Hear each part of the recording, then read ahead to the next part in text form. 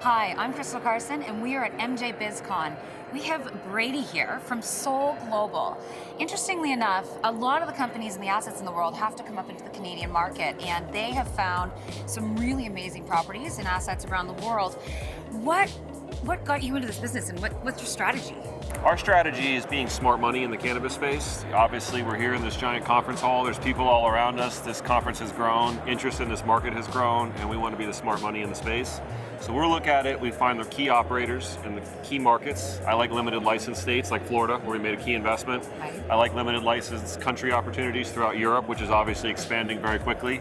But again, there's barriers to entry. We like to identify the right partners, get into the marketplaces at the right time, partner with the right folks, and then help them grow. Okay, so tell me, what is Sol Global? What exactly do you guys do in the marketplace? We are an investment-based company, so we identify key strategic actors within various different segments of the market, whether it be cultivation, if it's vertically integrated, whether it be processing, whether it be retail, whether it be medical, and we try to partner with the right people, take significant equity stakes in those companies, and give them the support they need to grow, whether that's political support, whether that's operations assistance, and just be really an incubator, Totally. for lack of a better term.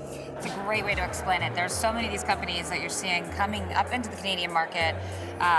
You're trading on the CSE, is that correct? Correct, yes. And that's because Canada's been so liberal with this, and we love cannabis. We're federally legal up there. So what do you think of the way the silos of licensing we're seeing in Canada with the legalization? We're seeing silos of licensing. We're starting to see the picks and shovels and the support, the auxiliary around that.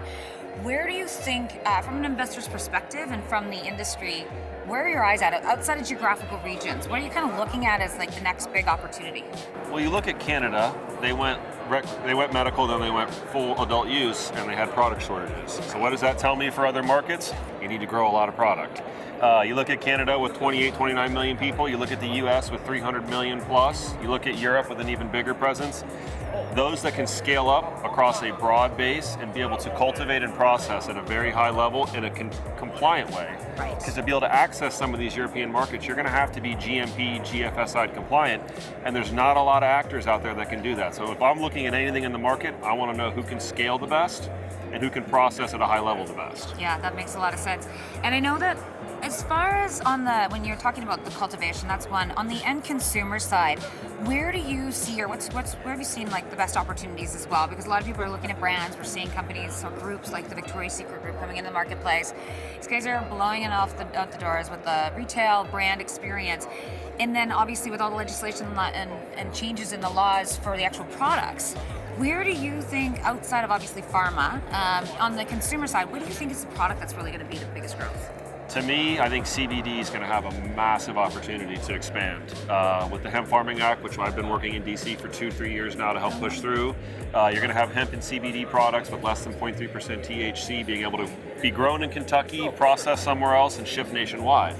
And those products have a mass appeal. These are not your traditional THC products. These are creams for joint pain. These are pills. These are sleep tinctures. These are products that people can use instead of taking prescription drugs. People can use instead of taking traditional over-the-counter, which are not as good for you. Yeah. So as we've looked at markets like Florida, for example, 21 million people where we're active, our average patient's 51 years old. That's not your traditional cannabis patient. Right. Our average and fastest growing segment of the market is working moms and women.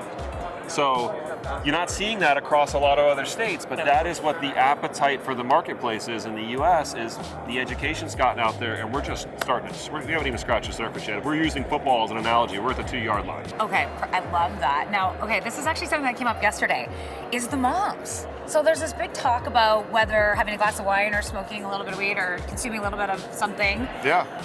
And that's so interesting that you say that. So are you seeing that just blanket, or where are you seeing that kind of rising the most? Is there a place, or what is No, it's across all segments, and as our partners in Verano, they'll say the same thing. That's one in the states where they're active, which is 6 plus Puerto Rico, they're seeing the same thing. And as if you were to poll the other licensed producers in the US, you'd see the same thing. This is a transformative time where people are realizing I can put some of this cream on and feel just as good as if I had to take the 4 Advil. Yep. Or I can't sleep at night because I've got 2 kids that are in grade school and I'm dealing with homework and everything else. Do I have 3 glasses of wine and an Ambien, or do I take a CBD and wake up feeling great? So that is where we're truly heading as a marketplace, and it's exciting. Yeah, absolutely. And I love that. It's just a healthier, in my opinion, a healthier way of life. Yep. And everybody can still get involved and get in the investment side. It's not like 100 years old. Correct. You know? So Yeah. I think there's a lot of opportunity. Well, thank you so much for joining us today. My pleasure. Great Thank to meet you. you, Brady. Yeah.